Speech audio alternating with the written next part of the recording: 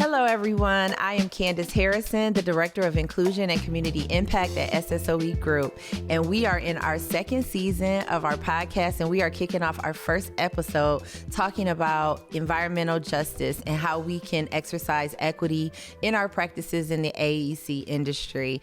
Our first guest for this new season is J'Reyesha Brannon, who is a amazing civil engineer out of the Portland metropolitan area that we have had the pleasure of working with on several different opportunities. NSBE Pro PDX. She's spoken to our company on environmental justice, and she's going to dive a little bit deeper with us today on the same topic. So with that, welcome. Thank you so much for having me. So, I could go on and on about you, but I'm going to allow you to go ahead and just tell everyone a little bit about who you are and, a little bit of what you have done. So, hi, my name is J'Reyesha Brannon. I am a civil engineer by background, licensed environmental engineer. I've worked in public sector for about 10 years and last year took the jump into private sector. I've been designing and managing both construction and project management for water systems, mostly wastewater collection systems, but kind of dabbled in stormwater and drinking water as well. And outside of my engineering career, I have focused a lot of my time into nonprofits and civic engagement, specifically with the focus on environmental justice, diversifying STEM, and civic engagement for Black and Brown communities. And with that, I've held a couple roles in the NAACP Portland Environmental Justice Chair for a few years. More recently, I am on the state's Environmental Justice Council and a newly appointed planning commissioner for the city of Portland, and still serving in the National Society of Black Engineers Portland Professionals because that is just a passion. I love building community with other Black engineers. Thank you so much. That is amazing. And so you have had a lot of impactful roles, like you said, public and private, and you've also even participated in Harvard's Climate Justice Design Fellowship. So I want to know, all of the things that you're doing, what drew you to civil engineering to begin with? In high school, I was a part of a robotics team. I had always loved Legos as a kid. In middle school, I was on a Lego robotics team, and it was just, we call them kind of the nerd Olympics, but it was something that I just really loved. I loved building things. I loved problem solving. I really like teamwork and community, and so my first community was on those robotics teams. And I was probably more geared towards going to mechanical engineering just from my robotics experience, but I had seen kind of a need to also get into environmental work, so I wasn't sure what I wanted to do. What I wanted to major in. So I did a high school internship in a lab studying methane emissions from greenhouse gases. And that's kind of where I dove into. I love the environment and being in nature. But I did not like being in a lab every day. So that made it very clear. I still think I want to do engineering, probably not mechanical, but I want to do something that helps the world. So I picked civil engineering with an environmental focus. And that's I graduated from University of Portland, and they had that program to kind of do both. And I liked it because they call it the people's engineering, things that give back to our cities with infrastructure. Okay, I love that. And I also think that kind of leads into my next question. You said it started when you were young and just a love for Legos. Did you want to add any more about how your personal, your lived experiences have lended themselves to how you approach engineering and community impact? Because I think we all have an interest in serving the community for different reasons, but I think a lot of it is how the decisions that are made in our communities impact us. So I was wondering, what have you experienced that has given you the interest in the community impact and approach to the environment? So I am a born and raised Oregonian. I'm a Black Portlander, but I'm also half Filipina. And my mom always had this phrase called Utang na loob, and it means a debt of gratitude.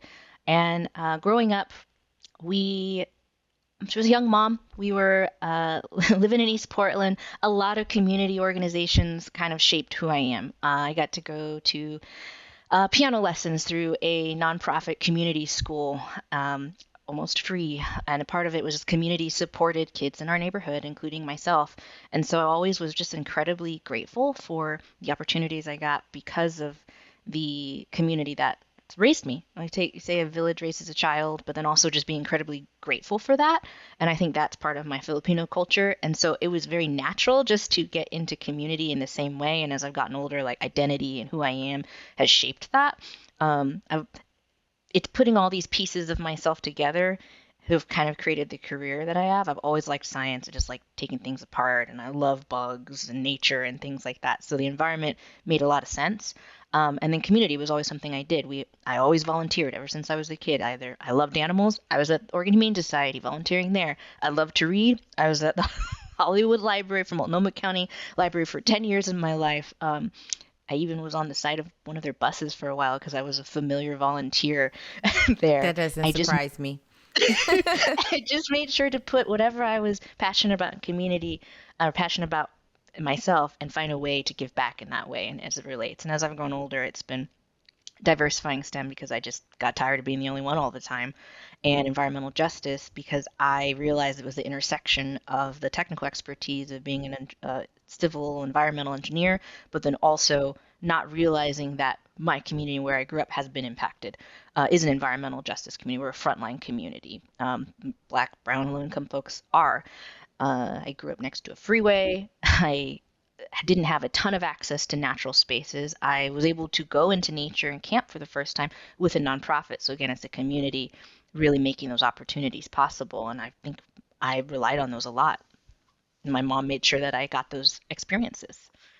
But that's how it kind of pivoted into wanting to do more on environmental justice. And there's more to being more apt to be involved in that since 2020. I'll say that. Okay. And then, so to that point, you talked about environmental justice, which just might be new, a new entity for people to hear. A lot of people may not even know what that is. So what would you, someone said, what is environmental justice? What is it? Environmental justice is focusing on ensuring that the people have what they need to thrive. And that means being able to have and address environmental injustices. So most communities are the communities who are first and foremost impacted are Black, brown, and low income for any environmental hazard. We've seen that in Hurricane Katrina. We've seen that in who has access to water at all times. We've seen that in who lives in the areas of town which are the poorest air quality. It is always those communities who are first and foremost impacted. And usually it has a lot to do with money. You'll see rich communities, they get to live in the best places. And so environmental justice is a focus on making sure that folks have what they need to thrive, usually on the environmental front. And it intersects in so many different industries. It intersects with air quality, it intersects with public health, because if you're living in an area of town that is filled with environmental hazards, you are more likely to have health disparities and health issues. There are studies that are now coming out because now we know these words: environmental justice, health disparity, cumulative impacts, all the different things that systemic racism have caused because of the environment where people live. Those are now, you can call them cumulative impacts. They all impact the situation. So environmental justice is kind of broad, and I kind of go down a rabbit hole of a long definition of how it works. But Well, thank you. So let's transition now to maybe the professional side of what you kind of been into. So in your work in the city of Portland, but also you've worked in the public sector recently. How have you seen some of the infrastructure projects either advance or hinder the environmental quality? infrastructure is one of those examples of systemic inequity from the beginning. When we look at where freeways and highways were placed, they were in Black communities, historically Black communities. I've seen that in Portland. There's large nonprofits really advocating to mitigate some of the impacts of further expanding highways here in Portland, and that's seen across the country. There's the father of environmental justice wrote a book on highway expansion, and that's one of the first foundations of environmental justice. And so that's infrastructure. Civil engineers came up with those designs. We look at where wastewater treatment plants, and that's my realm, where they're sited. I know where ours is sited in Portland, and it is what we used to use. It's next to the Villa. That's what we used to call it. And now that's a new development, and it's actually a pretty beautiful area now that it's considered. But they're the communities who get to smell that wastewater, who probably don't know that we have community engagement to address smells and odor control and things like that. But infrastructure is one of those examples of environmental injustice because the impacts of where those places are sited are usually in folks who are least prepared to be able to respond to it or at least have access to address it. Um, I just jumped all over the place. What It's was the rest okay. of the question? The question, well, you kind of answered it when you talked about, you talked about infrastructure, how it, lends itself to that. But then the question was, how have you seen projects related to infrastructure, if you have or have not, that have either helped or hindered the environment and the equity there?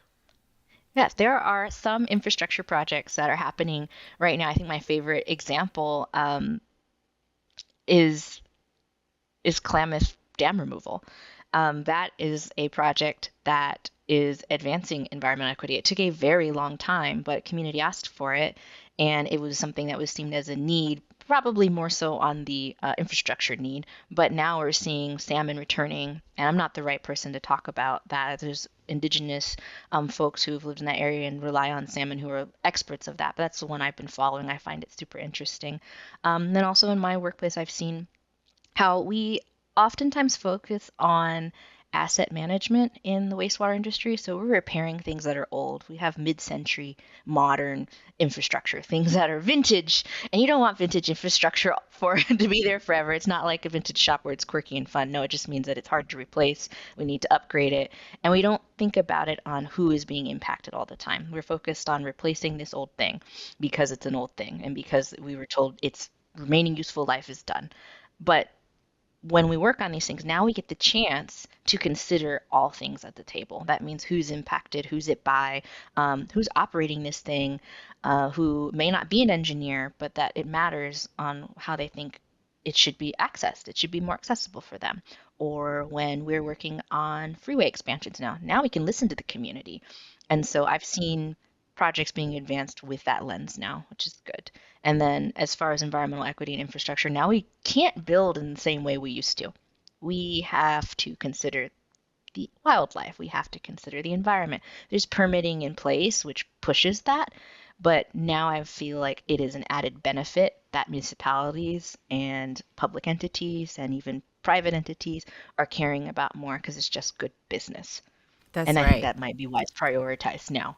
Yeah, and I mean, it is, and I just think overall, um, many companies, because I won't say all companies, are starting to have more of an ESG focus where they want to bring sustainability to the table.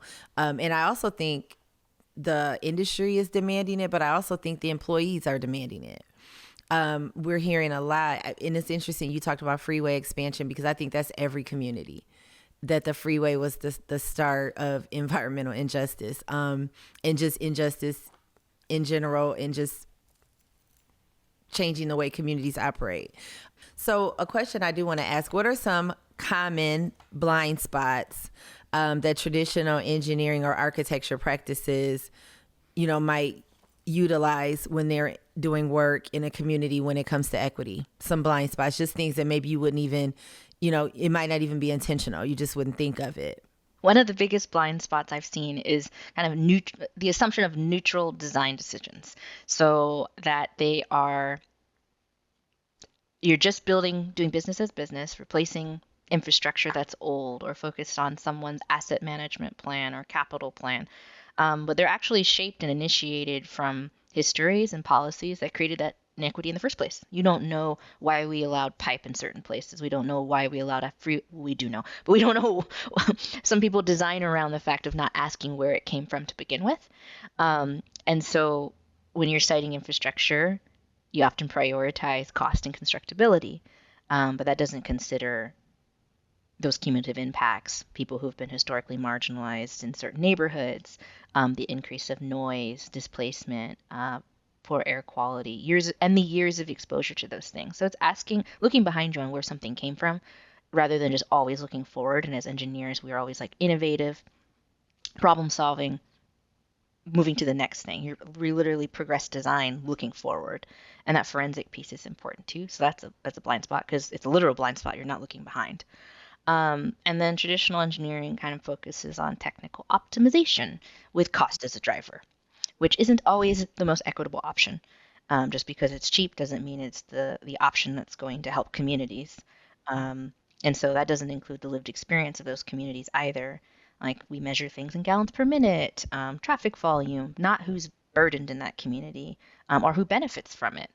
So that's a blind spot, is just that public engagement. I think we still rely on processes that assume everyone has equal time, trust, and access to participate in that as well, which isn't true. So the projects I've seen where community is a big driver, at least in Portland lately, it'll be neighborhood associations. They might push for reservoir rehabilitation, and that's a specific project example. But I know the neighborhood association in my neighborhood's historically Black community that I grew up in, we're not going to be at a city council meeting to ask for those dollars to be invested in their infrastructure. So an example then of another, if you have another inclusive design that made a tangible difference in the outcomes of a community. So, somebody who got it right. Someone who got it right. I think there is a lot of focus on things that are not being done right, and I feel like it is still very new. I feel like this prioritization on inclusive design is relatively new, and it has a lot to do with 2020 because people became more aware. I mean, they had their book groups, they had their different things that their companies are doing to focus and have more of an awareness. And we have a younger generation who is just a little bit more aware of things. And so I think a lot of these projects are still new. I think of in Portland, we've got, I'll just name a couple nonprofits who are doing this work and working with engineers. It's Alvina Vision Trust. They're behind a lot of creating uh, addressing the past harm in Portland with our freeway expansion and the displacement that occurred. So, and there are other organizations who are doing work like that, and some tribal communities are taking big steps in that as well.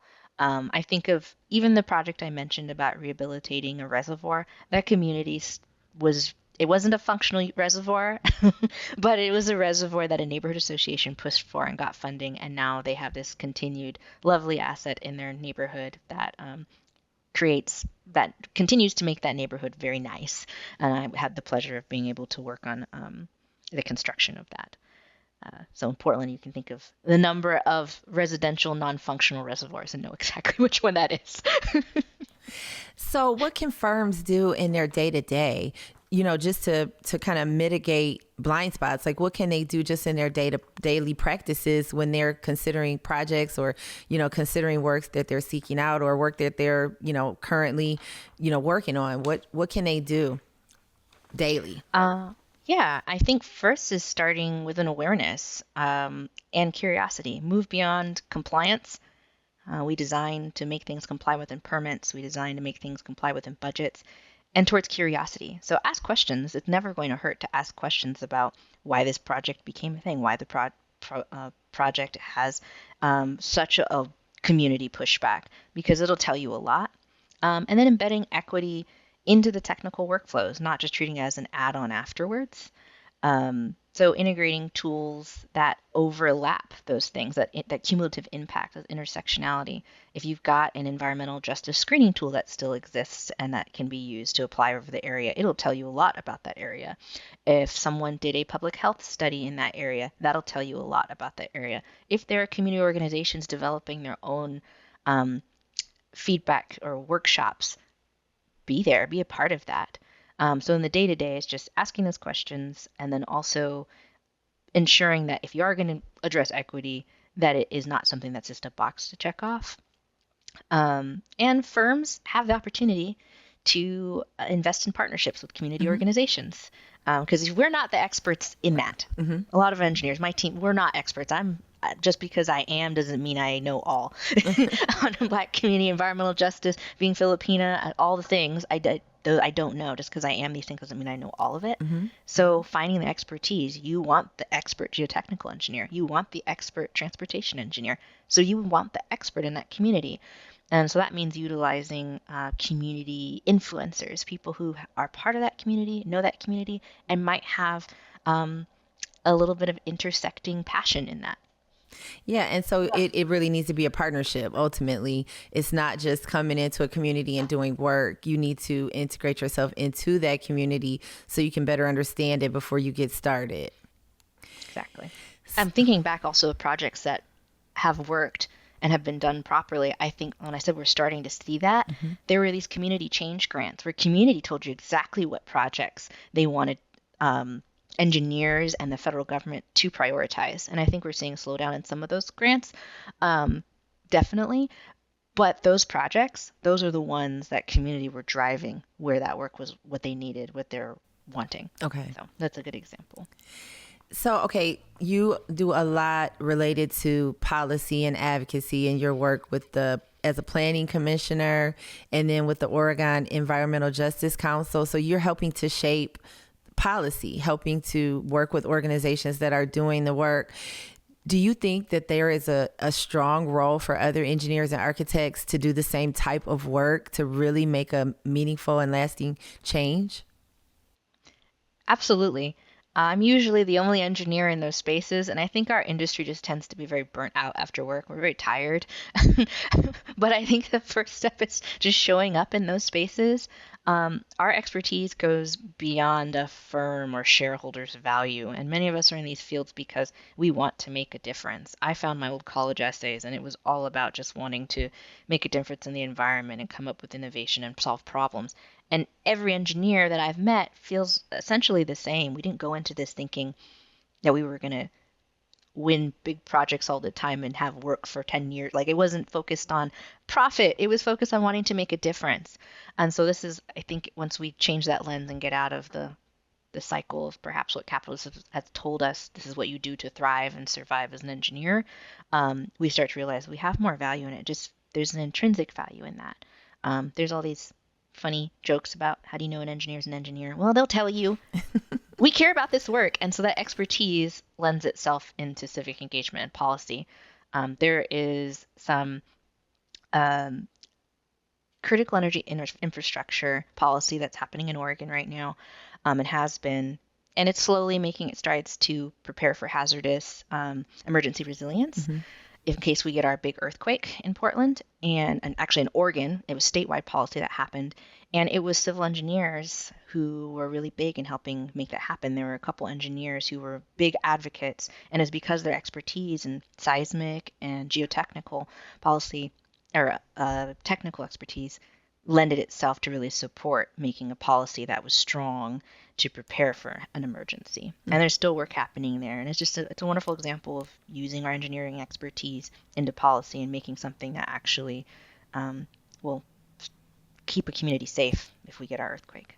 So it's wonderful that we have people like you, though, on the ground that, you know, are able to think about it and tell organizations like us how to increase our equitable practices. So what advice would you give a firm like SSOE that we really want to embed equity into everything that we do, from architecture, engineering, and just inclusive practices in our sustainable design?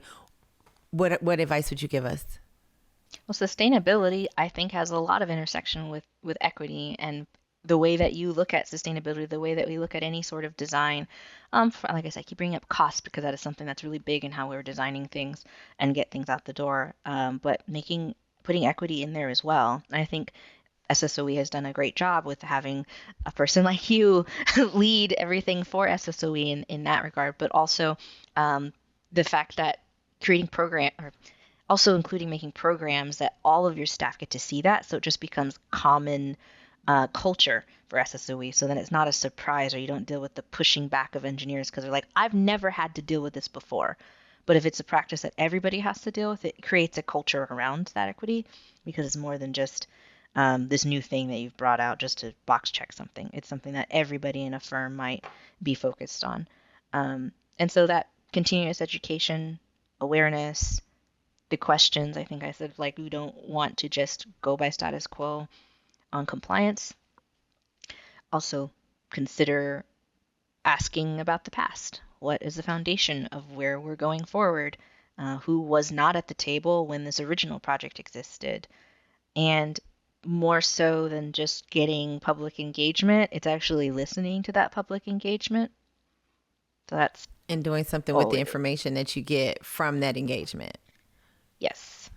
It's one thing to say, yeah, we got community feedback session, and then we didn't do anything. We still kept with our design. Yeah. That happens. Encouraging education, just like we encourage education professional development. So you touched on it a little bit. Have you had any resistance or any form of resistance in any of the work that you've done in this area of environmental justice? Yes. Part of the reason I made my pivot into private sector was because I wasn't okay with some of the funding mechanisms that were happening in public sector. Um, yeah, Portland is kind of unique. We have a wonderful Portland Clean Energy Fund that voters voted on, and that funding has grown much more than was ever expected because it is a tax. And so when there are budget shortfalls, the first place to look is that community, that energy fund. And so I saw money going places that it wasn't how it intended. And I had a hard time with it. Hmm. I had a hard time with it. And, So I figured if we're going to be about profit, let me just go private. mm, And I can help other cities as well. And I think it was a great decision, if anything, just to develop myself. I'm a mid-level engineer, but continuing to be better as an engineer if I can help more than just one city. yeah, and you can also help impact on the other side, and that could have even greater benefit by you being in a company that you can help them learn more about how to engage in the communities from the public side of the work.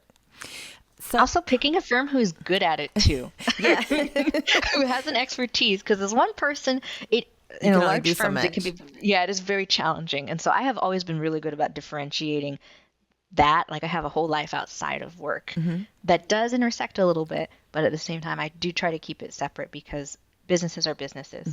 Hmm. But me as an individual on a project, yeah, I will always ask these questions. I will always care a little bit more about why we're building certain places. And that sometimes as a project manager has more influence than we know. So each of us can be our own little um, advocate and activist within our projects as individuals too. So this has been a great conversation, and I just love listening to you, and you just have a wealth of knowledge, but obviously we can't talk forever. So, as we get ready to wrap up, I want to know what gives you hope. What's giving you hope right now related to the environment and equity and just the industry in general? That is a hard question right now. I feel like we've been through a lot in the last year. And so when I think about what gives me hope, I'm sorry, I get a little bit. It is seeing young people. I do a lot of work in education on diversifying STEM, but it is just how fast the youth pick up on the issues and wanting to do something about it. They give me hope because they are not bogged down by the system. Things that used to work for people who are elders now do not work for them now. And so perhaps the going to college, get a high paying job, buy a house, that nuclear family thing that was told to us, it's not working the same way for them because of debt and access to wealth. And it is hard to thrive in that. So they're not bogged down by that. And because of that, they are more apt to fight back against it and do something different and resist. And I think that they are going to be our growing change makers. We're going to see growing politicians. And I always used to think it might have been the millennial generation. But no, there's still some millennials who this is working for, perhaps myself included. And so we're a little bit more attached to the systems because we're now benefiting from them. And the youth, as they grow, these systems aren't going to benefit for them as much. And so they're going to fight a little bit harder. And they inspire me. They pick up on things so quickly. And I love being around them and hearing their ideas. So they give me hope. And I agree with you. I always say I think the future is very bright, and I believe that this upcoming generation of young people are really going to be world changing because they get it. They get it a lot differently than our parents, got it, and even differently sometimes than how I got it as I was growing up. So I love that. And it takes some adjusting generationally to get used to, but then once you realize how much more impact they have the power to make, it's exciting.